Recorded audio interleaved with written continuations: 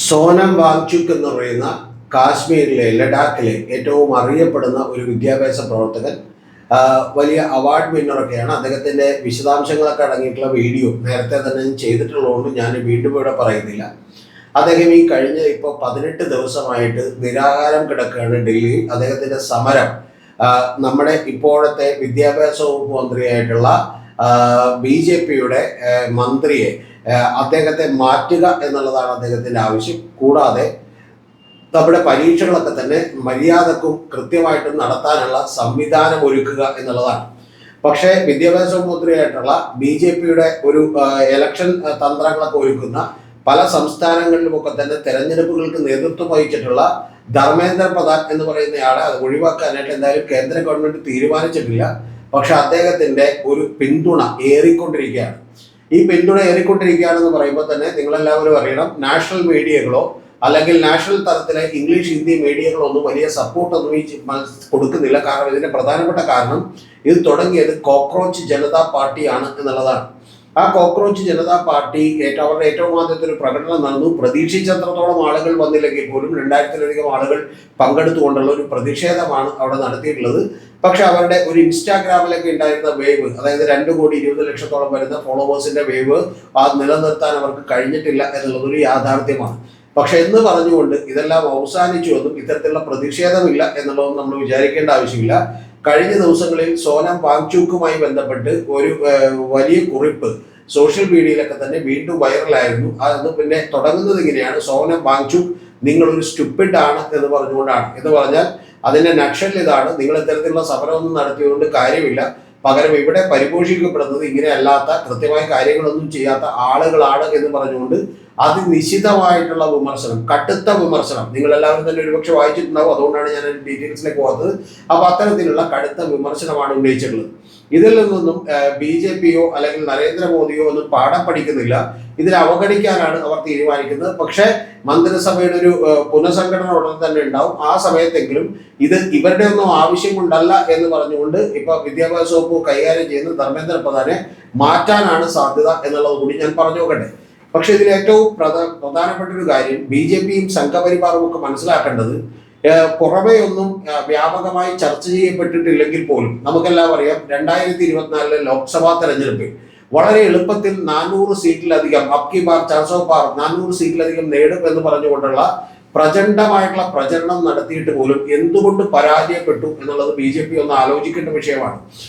ആലോചിക്കുമ്പോൾ BJP-ക്ക് കൃത്യമായി, പ്രത്യേകിച്ചും RSS-നും കൃത്യമായി മനസ്സിലാക്കിയിട്ടുണ്ട്, മോദി എന്ന് പറയുന്ന ഒരു ബ്രാൻഡ് അത് ഇടിഞ്ഞ് തകർന്നുകൊണ്ടിരിക്കുകയാണ് എന്നുള്ളത് അവർക്ക് മനസ്സിലായി. അതുകൊണ്ടാണ് 303 സീറ്റിൽ നിന്ന് 240 സീറ്റുകൾ എന്ന് പറയുന്ന കേവല ഭൂരിപക്ഷമില്ലാത്ത അവസ്ഥയിലേക്ക് BJP എത്തിച്ചേർന്നതും പിന്നീട് സഖ്യകക്ഷികൾ നിതീഷ് കുമാറിന്റെയും അതുപോലെ തന്നെ തെലുങ്ക് ദേശം പാർട്ടിയുടെയും ഒക്കെ തന്നെ സഖ്യകക്ഷികളെ പിടിച്ചുകൊണ്ടുള്ള ഒരു ഭരണം നടത്തേണ്ടി വന്നത് എന്നുള്ളതും അവർക്കറിയാം. അതുമായി ബന്ധപ്പെട്ട് ഈ എന്തുകൊണ്ട് ഞങ്ങൾ തോറ്റു, എന്താണ് പ്രശ്നം എന്നുള്ളത് മനസ്സിലാക്കിക്കൊണ്ട് മോഹൻ ഭാഗവതും രാം മാധവും ഒക്കെ തന്നെ, രാം മാധവ് സ്വന്തം ഇന്ത്യൻ എക്സ്പ്രസ് എഴുതുന്ന കോളത്തിലൂടെയും മോഹൻ ഭാഗവത് ചില പ്രസംഗങ്ങളിലൂടെയും ഒക്കെ നമ്മളോട് പറഞ്ഞു ഓർക്കുന്നുണ്ടാവും. യഥാർത്ഥത്തിൽ അതിനേക്കാൾ കടുത്ത വലിയ പ്രശ്നമാണ് ഇപ്പൊ BJP-യും നരേന്ദ്രമോദിയും നേടിക്കൊണ്ടിരിക്കുന്നത്. നേരത്തെ അദ്ദേഹത്തിന്റെ ഇമേജ് എന്ന് പറയുന്നത് വലിയ കഠിനാധ്വാനിയായ, കൃത്യമായി കാര്യങ്ങൾ ചെയ്യാൻ അറിയുന്ന, എഫിഷ്യന്റ് ആയിട്ടുള്ള, ഏബിൾ ആയിട്ടുള്ള ഒരു മനുഷ്യനായിരുന്നു എന്ന് പറയുന്ന ഇമേജ് ഉണ്ടായിരുന്നു. അതേസമയം തന്നെ പ്രതിപക്ഷ നേതാവായിട്ടുള്ള രാഹുൽ ഗാന്ധിയെ പപ്പു യാദവ് എന്നൊക്കെ വിളിച്ച് അങ്ങനെ ഒരു ഇമേജും കൂടി ഇവർ സൃഷ്ടിച്ചിരുന്നു. പക്ഷേ ഈ ഇമേജുകൾ രണ്ടും നേരെ ഉൾട്ടയാവുകയും തിരിയുകയും യഥാർത്ഥത്തിൽ നരേന്ദ്രമോദി ഇപ്പോൾ ഒരു കഴിവില്ലാത്ത ഒരാളാണ് എന്ന് പറയുന്ന ഒരു ഇമേജ് വരികയും ഗ്ലോബലി തന്നെ വിശ്വഗുരു പട്ടമൊക്കെ തന്നെ മാറിപ്പോവുകയും അമേരിക്ക അടക്കം നിരവധി രാജ്യങ്ങളിൽ നമുക്കൊരു വിലയില്ലാതാവുകയും അവരൊക്കെ പറയുന്നത് കേൾക്കുന്ന ഒരാളായി അല്ലെങ്കിൽ അനുസരിക്കുന്ന ഒരാളായി മാത്രം ഇന്ത്യൻ പ്രധാനമന്ത്രി മാറുകയും ചെയ്തു എന്ന് പറയുന്ന ഒരു ഇമേജ് ഗ്ലോബലി തന്നെ അദ്ദേഹത്തിന് വലിയ തോതിൽ തിരിച്ചടി ഉണ്ടായി. പല രാജ്യങ്ങളുടെ സന്ദർശനത്തിലും, ഞാനിപ്പോൾ അതിലേക്കൊന്നും ഡീറ്റെയിൽസ് പോകുന്നില്ല, പല രാജ്യങ്ങളുടെ സന്ദർശനത്തിലും അമേരിക്കയിലും ഓസ്ട്രേലിയയിലും ഒക്കെ നടത്തിയിട്ടുള്ള പല സന്ദർശനങ്ങളും അവിടെയുള്ള മാധ്യമ പ്രവർത്തകരുടെ ചോദ്യങ്ങൾക്ക് ഉത്തരം പറയാൻ കഴിയാത്ത അവസ്ഥയും ഒക്കെ ഉണ്ട്. അപ്പൊ അതൊക്കെ കൊണ്ട് തന്നെ കൂടാതെ ഇന്ത്യയിൽ വലിയ എക്കണോമിക് ആയിട്ടുള്ള റിസഷൻ സംഭവിച്ചുകൊണ്ടിരിക്കുകയാണ്, മാന്ദ്യം സംഭവിച്ചുകൊണ്ടിരിക്കുകയാണ്, അല്ലെങ്കിൽ വരാൻ പോവുകയാണ് എന്ന് പറയുന്ന ശക്തമായിട്ടുള്ള റിപ്പോർട്ടുകളുണ്ട്. കൂടാതെ തൊഴിലില്ലായ്മ അതിഭീകരമായിക്കൊണ്ടിരിക്കുകയാണ്. അപ്പോൾ ആ സമയത്ത് പോലും പിടിവാശിയോടുകൂടി ഇത്തരം തീരുമാനങ്ങൾ എടുക്കുമ്പോൾ നിങ്ങൾക്ക് നഷ്ടപ്പെടുന്നത് വലിയ ഇമേജാണ്. അതിന് പുറമേയുള്ള പ്രൊട്ടസ്റ്റ് ഒന്നുമില്ല എന്ന് പറഞ്ഞ് നിങ്ങൾ സന്തോഷിക്കാറില്ല. അതിന്റെ കൂട്ടത്തിലാണ് അയോധ്യയിലെ കൊള്ളയും കൂടി വന്നിട്ടുള്ളത്, രാമക്ഷേത്രത്തിലെ കൊള്ളയും കൂടി. അത് ഇവർ രാമക്ഷേത്രത്തിൽ രാമന്റെ വിശ്വാസികളാണ്, ഞങ്ങൾ രാമഭക്തരാണ് എന്നൊക്കെ പറയുന്ന ഒരു കപട വിശ്വാസങ്ങളെ കൂടി തുറന്നു കാണിക്കുകയും ഇതൊക്കെ ഇവർ ബേസിക്കലി കള്ളന്മാരാണെന്ന് പറയുന്ന ഒരു ഇമേജും ഒക്കെ തന്നെ രാജ്യത്ത് പടർന്ന് പന്തലിച്ചിരിക്കുന്നു. അപ്പൊ നിങ്ങൾ ചോദിക്കും, ഇതെല്ലാം ഉണ്ടെങ്കിൽ പോലും മാധ്യമങ്ങളൊന്നും ഉയർത്തി കാണിക്കുന്നില്ലല്ലോ. മാധ്യമങ്ങളൊന്നും വേണ്ട. 2024 തന്നെ ഞങ്ങൾ വളരെ ഈസിയായി അനായാസമായി ജയിക്കുമെന്ന് പറഞ്ഞ് അധികാരത്തിലേക്ക് കയറാൻ തയ്യാറായി നിന്ന BJPക്ക് തിരിച്ചടി കൊടുത്തത് ഇവിടുത്തെ വലിയ മാധ്യമങ്ങളല്ല, വലിയ പത്രങ്ങളുമല്ല. പകരം ഇവിടെ ഏറ്റവും വലിയ തിരിച്ചടി കൊടുത്തത് ധ്രുവരാത്രിയെ പോലെയുള്ള, ആകാശ് ബാനർജിയെ പോലെയുള്ള, രവീഷ് കുമാറിനെ പോലെയുള്ള നിരവധി ഈ സോഷ്യൽ മീഡിയ ആക്ടിവിസം നടത്തുന്ന, യൂട്യൂബ് ചാനലുകൾ നടത്തുന്ന ആളുകളാണ്. അവരുടെ ചോദ്യങ്ങൾക്ക് ഏറ്റവും ഒടുവിൽ മുഖ്യമന്ത്രി നരേന്ദ്രമോദി മറുപടി പറയേണ്ട അവസ്ഥ പോലും ഉണ്ടായി. അന്നിപ്പോഴും ഞാൻ ഓർക്കുന്നുണ്ട്, ഇലക്ട്രൽ ബോണ്ട് എന്ന് പറയുന്ന ഒരു കാര്യം ഇവിടെയുള്ള എല്ലാ രാഷ്ട്രീയ പാർട്ടികളും വിഷയമാക്കാതിരുന്നിട്ടും മാധ്യമങ്ങളും വിഷയമാക്കാതിരുന്നിട്ടും ഏറ്റവും ഒടുവിൽ അതിലൊക്കെ തന്നെ പ്രധാനമന്ത്രി നരേന്ദ്രമോദിക്ക് മറുപടി പറയേണ്ട അവസ്ഥയിലേക്ക് എത്തിയ സോഷ്യൽ മീഡിയയാണ്. ആ സോഷ്യൽ മീഡിയയിലാണ് ഇപ്പോ ഈ സോനം വാങ്ചുക്കിന്റെ നിങ്ങൾ സ്റ്റുപ്പിഡ് ആണ് എന്ന് പറയുന്ന, അദ്ദേഹത്തെ പിന്തുണക്കുന്ന, നമ്മുടെ രാജ്യത്തിന്റെ അവസ്ഥകളെ തുറന്നു കാണിക്കുന്ന വളരെ വൈറലായിട്ടുള്ള ഒരു പോസ്റ്റ് കൂടി വൈറലായിക്കൊണ്ടിരിക്കുന്നത് എന്നുള്ളത് നിങ്ങൾ മറന്നു പോകരുത്. അതിന് തൊട്ടു മുമ്പാണ് BJPയേക്കാൾ 3 ഇരട്ടി വലിയ വലുപ്പത്തിലേക്ക് ആഴ്ചകൾ കൊണ്ട് കോക്രോച്ച് ജനതാ പാർട്ടിയുടെ ഫോളോവേഴ്സും അവരുടെ ഈ പറഞ്ഞ പോലെ ഇൻസ്റ്റാഗ്രാമിലൊക്കെ തന്നെ വലിയ ഫോളോവേഴ്സ് ഉണ്ടായിട്ടുള്ളത്, കോൺഗ്രസിന്റെ ഇരട്ടിയോളം വരുന്ന ഫോളോവേഴ്സും ഉണ്ടായിട്ടുള്ളത് എന്നുള്ളത് മറന്നു പോകരുത്. എന്ന് പറഞ്ഞാൽ ഇത്തരം കാര്യങ്ങളൊക്കെ സൂചിപ്പിക്കുന്നത് ഇതിന്റെയൊക്കെ പുറകിലുള്ള നേതൃത്വത്തിന് ചിലപ്പോൾ കഴിവുകുറവുണ്ടാവാം, ആളുകളെ സംഘടിപ്പിക്കാൻ കഴിയില്ലായിരിക്കാം, ചിലപ്പോൾ അത് രാഷ്ട്രീയ പാർട്ടിയെ രൂപം പ്രാപിച്ചിട്ടില്ലായിരിക്കാം. പക്ഷേ അവിടെ അടിത്തട്ടിൽ നിങ്ങൾക്കെതിരായ ഒരു വികാരമുണ്ട് എന്നുള്ളത് BJPയും നരേന്ദ്രമോദിയും അതുപോലെ സംഘപരിവാറും ഒക്കെ മനസ്സിലാക്കണം. അത് മനസ്സിലാക്കിയില്ലെങ്കിൽ തീർച്ചയായും അടുത്ത തെരഞ്ഞെടുപ്പിൽ 2029 നിങ്ങൾ സ്വപ്നം കാണുന്ന ഒരു ഈ കിനാശ്ശേരിയും 3-2 ഭൂരിപക്ഷവും ഒക്കെ വളരെ വളരെ അകലെയായിരിക്കും. ചിലപ്പോൾ അത് ഉപയോഗപ്പെടുത്താൻ കഴിയുന്ന ഒരു പ്രതിപക്ഷമുണ്ടായി എന്നുള്ളത് വരില്ല. പക്ഷെ എങ്കിൽ പോലും നിങ്ങളെ കാത്തിരിക്കുന്നത് ഇത്തരത്തിലുള്ള പ്രതിഷേധമാണ്. ഉള്ളിലെ ഈ പറഞ്ഞ കനലുകളുണ്ട് എന്നുള്ളത് മറന്നു പോകരുത് എന്നുള്ളതാണ് എനിക്ക് എൻ്റെ പ്രിയപ്പെട്ട പ്രേക്ഷകരോടും BJPയോടും ഒക്കെ ഓർമ്മിപ്പിക്കാനുള്ളത്.